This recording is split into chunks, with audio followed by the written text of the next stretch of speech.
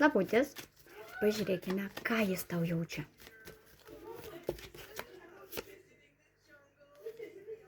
Jausmai šilti, gražus, romantika, taip. Taip. Kol kas jūsų santykiai tarsi nesivysto, kaip ir norėtųsi daugiau, ar ne, bet greitų laikų prasidės judėjimas. Tačiau vėl šitas judėjimas dar neaiškus, kuria linkme viskas judės.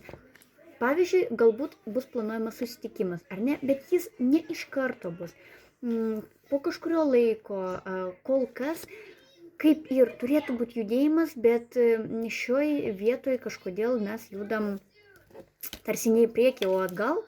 Į priekį galbūt yra saugomasi, todėl kad buvo anksčiau santykiai blogi, ar ne, ir nenorima kartuoti klaidas, dėl to yra neskubama. Gerai. Taip, šis partneris yra nepaprastas. Šis partneris yra labai protingas, labai gabus, jis gali viską. Ta prasme, jeigu tau atrodo, kad jis silpnas, nesugeba priimti sprendimų kažkokiu, tai ten lėtai veikia, iš tikrųjų taip nėra. Jis yra labai protingas, labai gabus, labai talentingas ir, kaip čia pasakyti, galingas, ar ne? Jis realiai gali veikti, jis gali viską, tačiau kol kas jis nenori. Taigi, ar bus kažkokių veiksmų iš jo? Taigi, kol kas jis pats ant pasirinkimo, kol kas jis pats bendrauja dar su keliom ir nėra apsisprendęs, būtent dėl to, kad irgi svarsto. Jo gyvenime nėra tokio, kad jam kažko trūktų. Tada kokiu tikslu tu bendrauji, jeigu tau nieko netrūksta. Tiesiog, reiškia, jam reikalinga mergina, kad įkurti jo iliuzijas.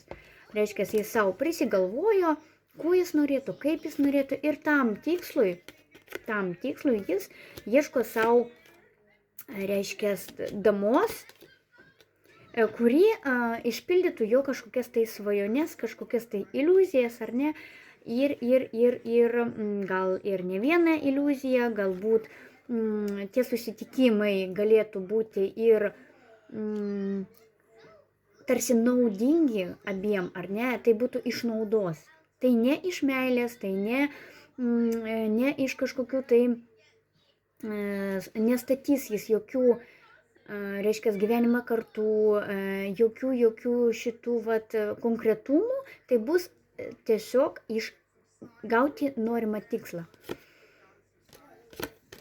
Ir daugiau, kaip ir šiuose santykiuose, nieko ypatingo nebus. Taip, galbūt tai sukels jausmų audrą, ar ne, ir įsimylėsite kaip maža mergaitė, tačiau šiuose santykiuose kol kas tikrai nebus nieko rimto, todėl kad, jame nėra pagrindo. Na kągi, sėkmės.